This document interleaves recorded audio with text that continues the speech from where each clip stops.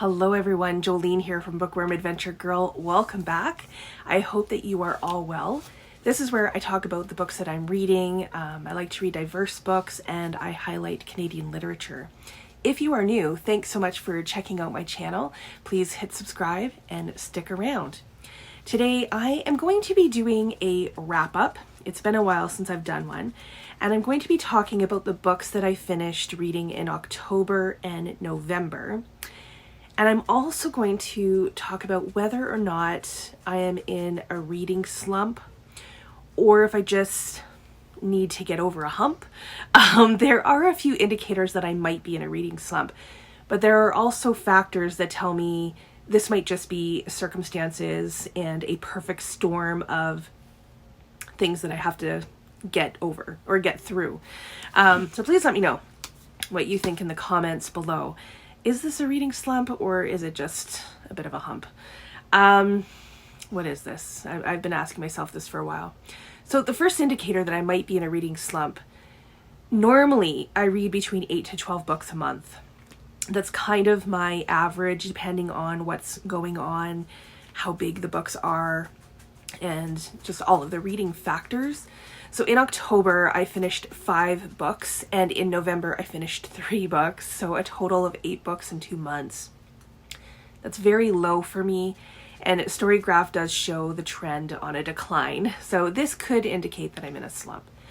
The other things going on is that, I'm not gonna lie, it's been a difficult year for a few reasons, and in the fall, there was a lot of changes and newness. So my time for reading was severely compromised. So maybe this is a time factor and I could only get 8 books read in 2 very busy and hectic months. The second indicator that I might be in a slump is that out of the 8 books, I rated half of them 3 stars or less and had a hard time connecting with them the way that I think I normally would. My lowest rated book was a buddy read that I did with Danni at Danni Dabbles. We had both heard booktubers talk about Patricia Wants to Cuddle by Samantha Allen in very positive ways. It was supposed to be a quirky book with a bit of horror and a gorilla. So it just sounded like an interesting read to me. I thought it would be fun and I was excited to see what all the fuss was about. I was glad to be reading this with Danni, and I think that we both kept our hopes high. But in the end, I did not get along with this book, and I gave it 2 stars. I liked the premise of a dating show on a secluded island. I think both Danni and I liked how they brought in the public through blogs and social media. That's something that I really liked in the book One to Watch by Stayman-London. Which also has a dating show premise and included the public audience. The difference is that I loved One to Watch. With Patricia Wants to Cuddle, I kept waiting for something exciting to happen and have the story kind of come together. I thought that was going to happen once one of the girls goes missing.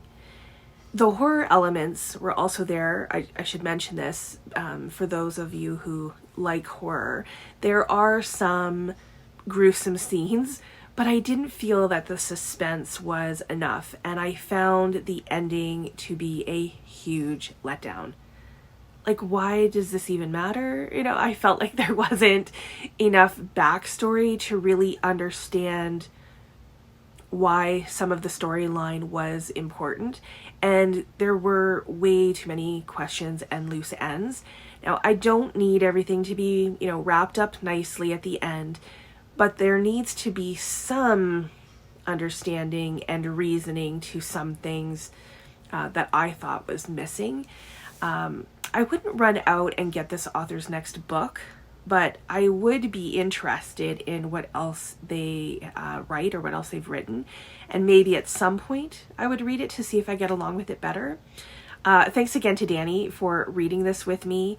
If you've read this and you loved it, please let me know what I'm missing with this one.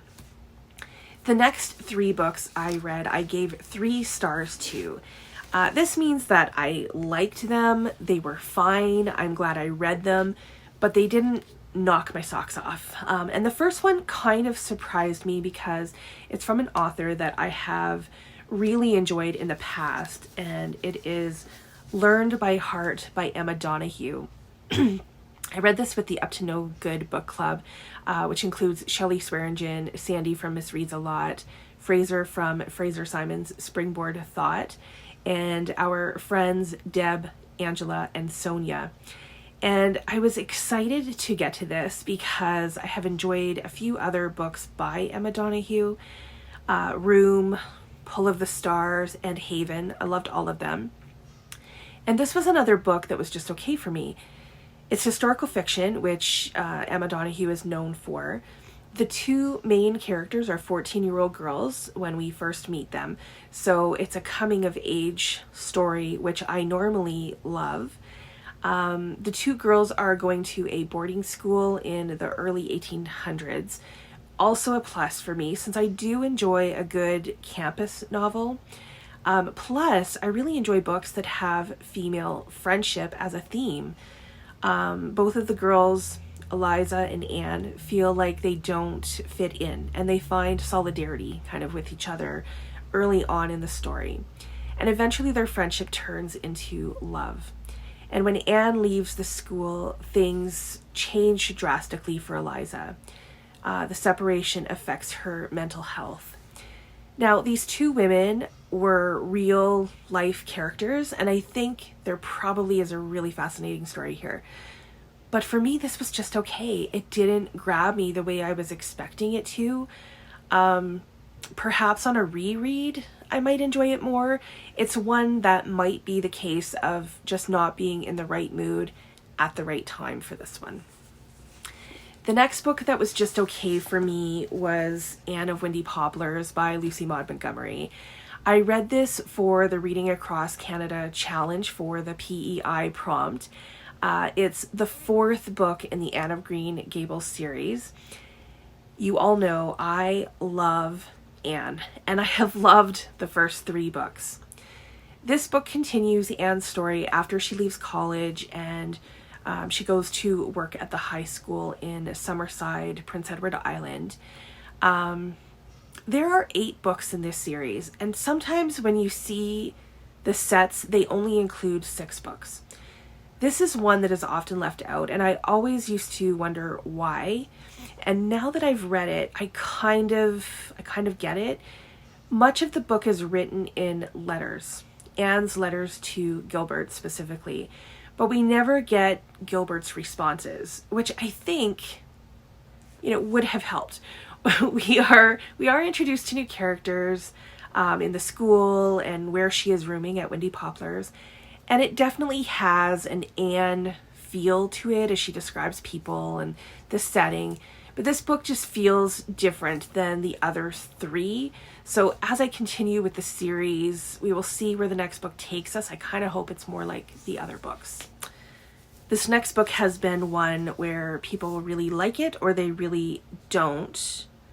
And my experience was another ambivalent response. Study for Obedience by Sarah Bernstein, which was on the shortlist for the Booker, and it won the Giller Prize this year. This is very much a character-driven novel, which I don't mind. It's one of those stories that we don't know the protagonist's name, and it's told in a stark way, if that makes sense. Sometimes that works for me. This time it was just okay. I didn't really care about the main character or her brother.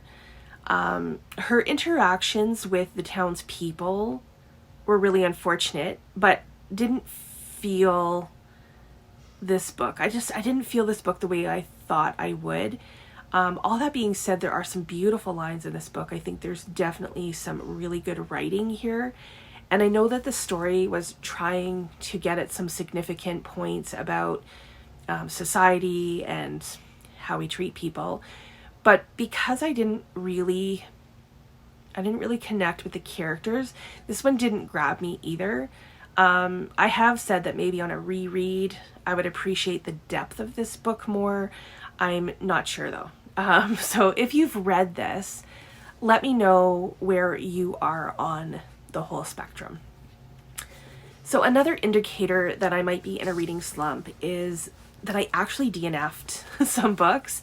I didn't get a chance to finish Birnam Wood by Eleanor Catton before the Giller Prize was announced, and I haven't gone back to it yet. I thought I had finished The Double Life of Benson by Kevin Chong.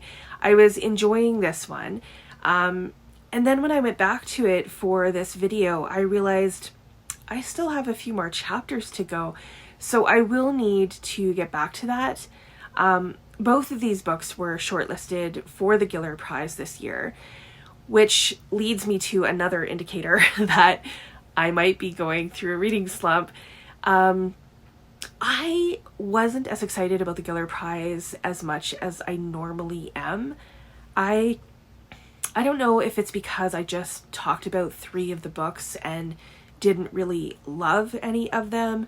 I read The Islands by Dionne Irving in September. I think I gave it a 3.5 stars, so it's not bad. I only rated one of the books 4-star. None of them blew me out of the water. I don't know if this is because of me and where I was mood-wise, or if they are books that really aren't up to Giller's standards, in my opinion. The book that I rated the highest for the Giller was All the Color in the World by C.S. Richardson. This is the book that I thought would probably win. It's a quick read with short little vignettes. It moves quickly and it's unconventional in the way that the story is told. It also has an artsy element or art theme to it that I thought would work for the Giller as well. So this story follows Henry, who at 8 years old receives a gift of colored pencil crayons. This gift becomes the catalyst for the discovery of art in Henry's life. And as the story is being told, we get connections to artists and history, and the importance of color in the world and to Henry. My favorite character in this book was Henry's grandmother. She was delightful. This is a book that in many ways was also told in a stark way, but I was able to connect more with the characters in this, and I enjoyed it. So finally, a factor that would indicate that maybe I'm not in a reading slump is that I did enjoy 3 books, and I had no problem reading them. First up was one that I was really hoping would be shortlisted for the Giller, We Meant Well by Erum, Shazia, Hasan. I gave this book 4 stars, and I really enjoyed it. This is a debut novel, and I thought that the message of the book and how it was done was brilliant. The story follows Maya, who runs a charitable orphanage on a fictional island, and she gets a phone call that one of her colleagues has been accused of assaulting one of the local girls. This story looks at expectations and how people are treated, the supposed victim, the supposed perpetrator, the community, the people from the US. It's a look at power and justice and how we are all connected or interconnected. I was more excited about this book than most, if not all, of the books on the Giller shortlist. I thought this book was very thoughtful, and I will be keeping my eyes peeled for what Erum, Shazia, Hasan writes next. The next book I enjoyed, I rated 5 stars, my only 5-star read in 2 months, and it was Coventry by Helen Humphreys. I read this with the Reading Across Canada book club, and I devoured this book. This is another historical fiction.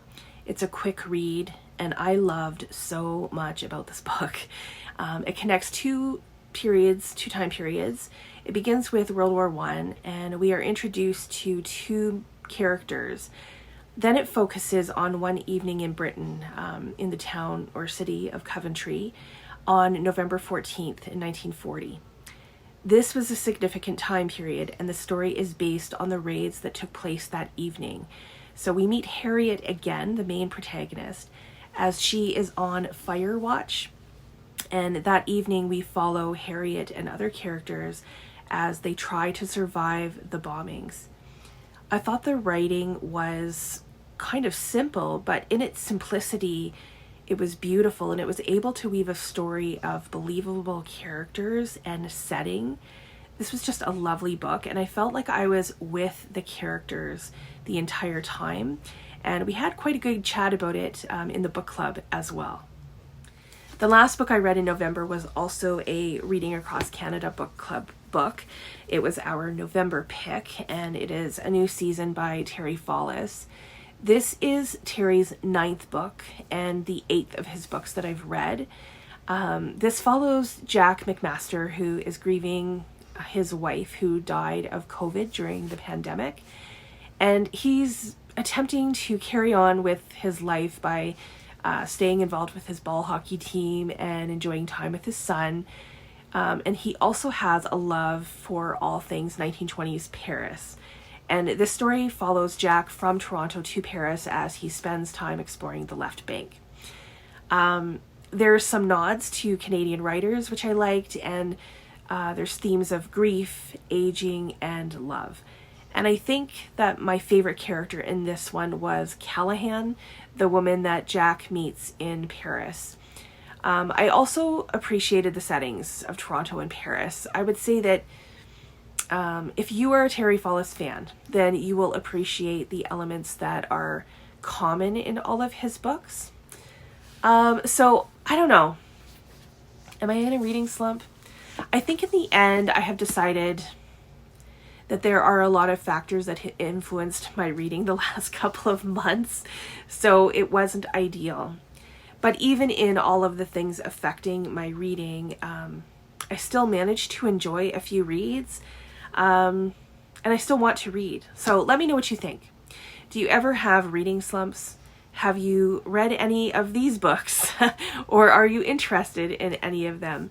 What books have you read recently that you enjoyed the most? What books have helped you get out of reading slumps? I want to hear about all of that. I look forward to chatting with you in the comments. As always, thanks for watching.